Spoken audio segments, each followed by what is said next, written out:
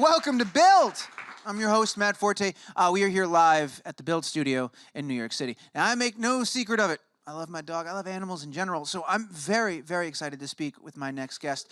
The mission of Best Friends Animal Society is to bring about a time when there are no more homeless pets. They do this by helping end the killing in America's animal shelters through building community programs and partnerships all across the nation. Sitting here with me now to tell us about this massive undertaking, how progress is already being made, and how through working together, we will save them all. Please welcome CEO of Best Friends Animal Society, Julie Castle, everybody. Come on.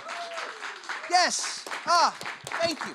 Thank you. Thanks for allowing me to be here today. Oh, please, thank you so much for finding some time to come hang out with us. This is so great to have you here, and congratulations. Thank you. I believe Monday, right, is the first the big official day. Yeah, I wrote it down. That's amazing. Yeah. What's going through your head right now as you get ready to officially take on the mantle, as it were, here? I'm so excited. Yeah. The thing that I'm most excited about is that we have a real opportunity in this country to create real societal change. And Best Friends put a stake in the ground to take the country no-kill by 2025. And I want to get deep into that in a little bit, but I would love to start just with your story at first, because you've had kind of an amazing journey leading to this moment. Even going all the way back to the beginning, I was reading up, and I thought it was remarkable the way that you came to be with Best Friends. So a little unorthodox. You were on your way to something else, I believe, and it kind of happened serendipitously. If you could just tell us what that journey was. Yeah, it was really, really unusual. So it was a post-college trip, you know, sort of before life gets real. Yeah. A bunch of friends and I went to Mexico, and we were on our way back home, and we'd run out of money. We woke up one morning, and we were like, we're out of money. We better get home. We had just enough money for gas and a candy bar. Drove 3,000 miles, and we were all exhausted. And one of my friends that was with us was sponsoring an animal at Best Friends. And she talked us into stopping at Best Friends. And we did, and I was totally blown away by the place. Like the canyon, the vision of the founders, the no-kill ethic. Like I'd never even heard of no-kill before. And I was on my way to the University of Virginia Law School. Going to law. Yeah, in 2 weeks. And I'm like, I'm not going to law school. I'm going to move to Kanab, Utah, and help out with this noble cause. So yeah. It was really remarkable. That is the word for it, remarkable. When you think back on that time, is there a moment that you can remember specifically? Because deciding not to go to law school, that's a big call to make. Was there something where you were like, no, this is what I have to do? Was there like an instance? It was the minute that we drove into the canyon. Yeah. It's in this gorgeous 33,000 acre reserve where we have about 1,600 animals. Yeah. Most of them have been abused or abandoned, and we rehabilitate them to find them new homes. And so when I pulled in, I was like, wow, it just totally blew me away. And I wanted to devote my life to helping this cause. Do you think there's like as a similar part of sort of like your core that like was driving, you were going to law school, you wanted to get out there and make a difference, but then you saw maybe just a different path to do a similar thing, is to make a difference here? Yeah, absolutely. I mean, you know, it was kind of weird because I'd been working my entire life toward going to law school, and then I encountered this place, and it was just a total change of direction for me. And I think all of my friends and colleagues thought I was going through a midlife crisis. Yeah. So they tried to talk me off the ledge, and well, that's just it. It's the part of the story I don't think I've read about anywhere is at some point you got to make that phone call home and tell somebody that you're not going to law school. Yeah, no. How did that conversation go? It was terrible. So I called my dad up, and my dad is this very serious business guy, and he was like, are you kidding me? No, you're not doing that. And it was really hard. It was a hard conversation. Yeah, so. But you stuck to your convictions. You knew this was what you had to do. You became employee, as I read, employee 17. Employee number 17. Wow. Yeah. What does employee number 17 do? Oh my gosh, I did everything. So we had no job descriptions. There was no formality to it. So we would just show up to work, and you'd be assigned whatever was needed that day. So I installed sprinkler systems. I took care of the animals. I, gave tours in our old beat-up vehicles, everything you can imagine just to keep the place running and operating. It's pretty wild. How many of those moments have you reflected on now as we approach Monday, and you are to become, CEO of this incredible organization, this incredible company? Do you think back to your days as number 17 back then, early one, all these different things? Yeah, I don't think any of us ever imagined that we would get to this point. And so it was really a leap of faith. And I think back to it all the time. It just has such a humble beginning and really humble roots, and it's a very populist, humble cause. And I think that's what's so endearing to me about it. For sure. I hate to skip over the myriad of amazing things you've done in that time, because that was a very long time. It was very early on. But specifically, I really wanted to ask you about the Best Friends NKLA, which is something you worked on, and it's absolutely phenomenal work. And the numbers that came out of that when I was reading blew me away. Just a little bit of background on what that is and what that project was and how you got started with that. Yeah, so we're based out of Kanab, Utah, and we'd had a presence in Los Angeles for a while, and I was in charge of that program, and it just so happened that I'd been diagnosed with an aggressive cancer, and I had to be treated at UCLA. And I thought, do I just go through treatment and kind of check out for a while and get better? And I thought, you know what, the only thing that's going to get this off my mind is if I just put the pedal to the metal. So I'm like, Los Angeles is America's second largest city. Let's take it no kill. And it's it's 500,000 square miles. It has 7 city shelters. It's got, tons of diversity.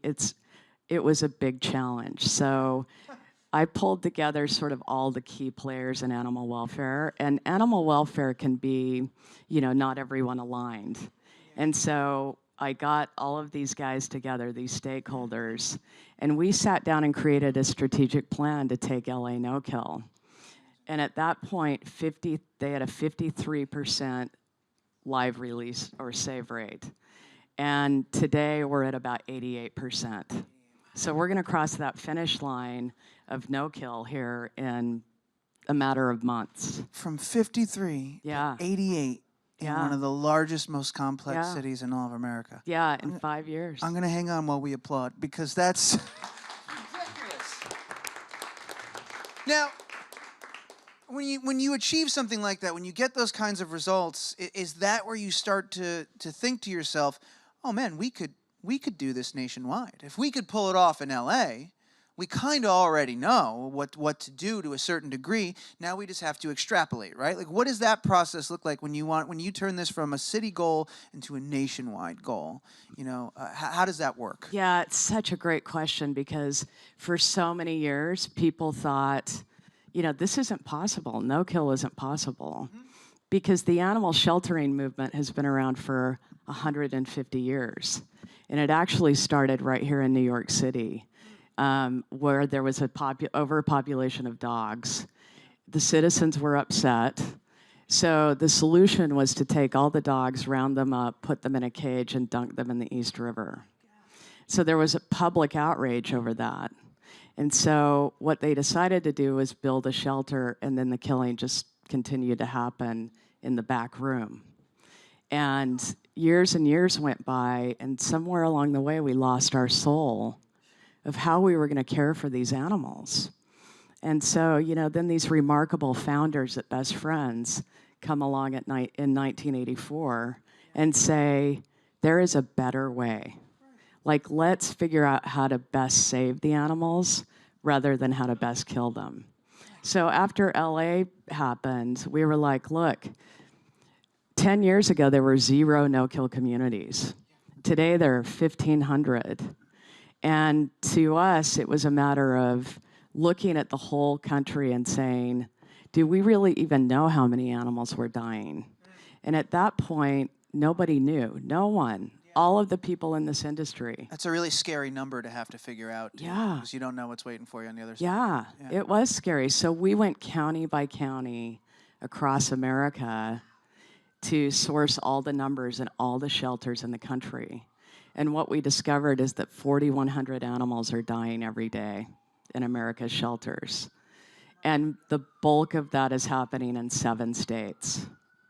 Is New York one of them? New York is not. New York's like mid-pack. That doesn't make that news any less terrifying or awful. It just makes it just a little easier for me to swallow living in New York. It's like, all right, well, at least we're not doing that, but we got to figure out. All right, so we identified the 7, right? Yeah. So that's where you start. That's where you start. That's where you start. Yeah. So the goal, let's see, by 2025, you've got 7 years to get there. What are your mileposts along the way? We've identified these 7. How do you know you're making progress with such a big goal, such a lofty goal? Well, it's gonna take everyone. Yeah. It's gonna take all hands on deck. We are really gonna rely on the public. Mm-hmm. We know that the public is our friend, and everyone loves animals. Like 80% of Americans have animals.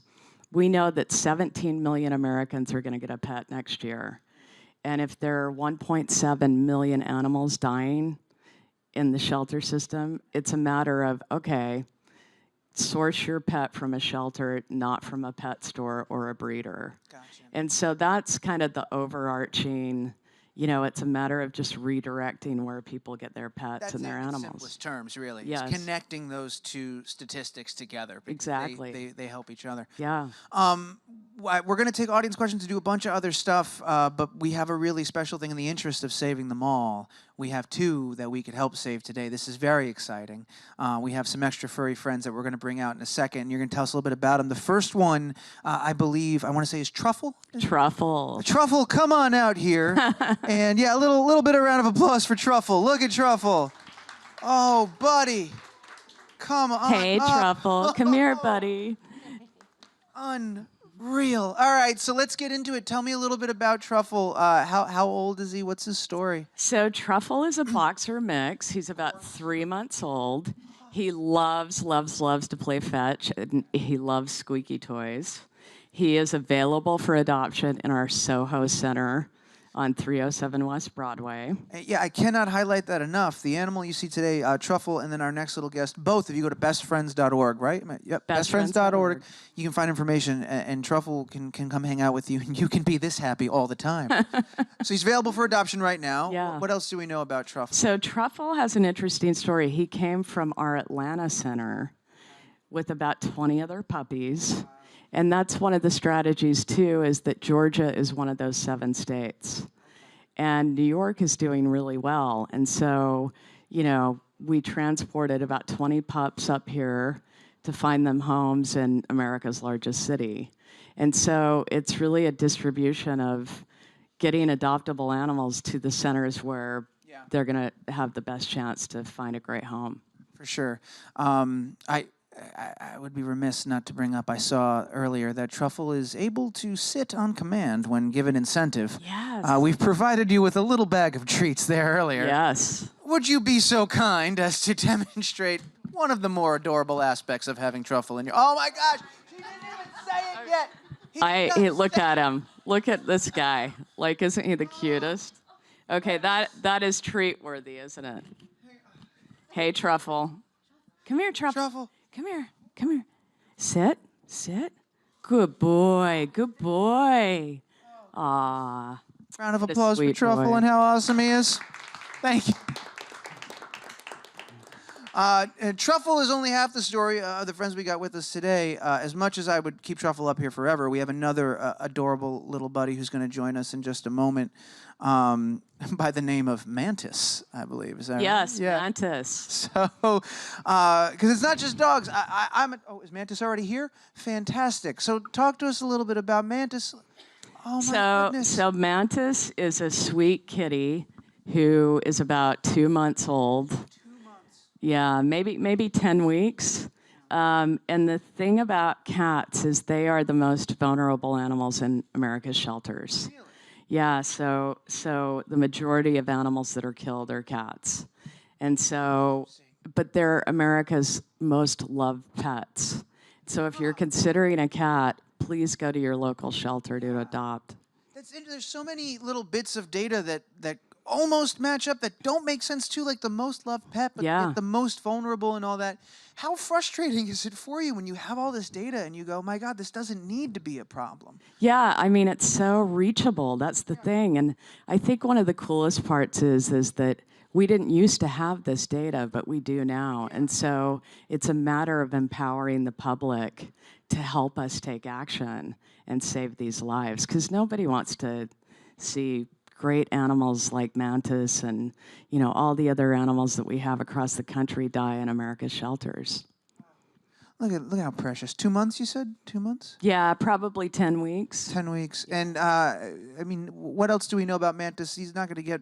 He's going to get larger, obviously. He or she? I'm sorry, I don't know what Mantis. Mantis is a he. I mean, it could. Yeah, just like it's a good name. So Mantis came from the ACC right here in New York. Okay. So New York shelter system, and New York City is doing incredibly well. Yeah. And that is largely due to the Mayor's Alliance and all the rescue groups in New York City who have sort of band together over the last decade. And New York is almost at a 90% save rate. Like they're right on. So it's a race between New York and LA. That's pretty amazing. Yeah. I don't want to say like, oh, who's not doing so well, because you've identified the 7 and all that. But how could we like narrow down the call to action and say, look, New York, we need everything you got, but we're doing pretty well. These other places, like this region, if you're watching this, you may not be aware, but your region needs a lot more help than most. Like, how do we get selective with that messaging? How do you narrow down that messaging? Yeah, so it's such a great question. So if you go on our website, we have a map of the country that lists state by state all of the data. So you just, you know, take your mouse and scroll over it, and it'll tell you how many animals are dying in your state. Wow. And that's the call to action. Like, that's the wake-up call, right? If you're in a state that has a high kill rate, there are so many animals like Mantis in the shelter that need a home. Amazing. Well, and to reiterate, both Mantis and Truffle, if you go to bestfriends.org, you can look them up right now. They can come home with you guys if you wanted to. It's pretty amazing. I'm getting the signal. We're going to turn it over to the audience for Q&A. Thank you, Mantis, for being here. Thank you, Mantis. I have an idea. How about we do this? We got time for questions, right? 2 questions. Why don't we get Truffle back out here? You ask a question, you give Truffle a treat. How about that? You guys into that idea? You want to do that? All right, so let's bring Truffle back on now. While we're doing that, do we have the microphones in the room? Do I see? First question is going to be right here. Make it a good one. Get ready to feed Truffle. How can we end the stigma against certain breeds of dogs, like pit bulls or Rottweilers? That's a great question. It's such a great question. And the second animal that's most at risk in shelters are pit bull type dogs. And the thing about these dogs is they used to be America's pet. Like the Little Rascals, there's so many historical points of reference where these animals were just like the family pet. Yeah. And, you know, through hyped media and movies, they have gotten a really bad reputation. And in fact, they're really awesome dogs. And I think everyone thinks they're scary attack dogs, but the reality is Cocker Spaniels are the #1 biter. No way. Yeah, and these guys, it's just like, these guys are such great dogs. So the best way is to adopt one. Take them for walks in parks. Tell your friends about them. They're really, really loyal, incredible animals. I believe it. You know, come on up here. You're gonna feed Truffle. Get on down here. I have a boxer.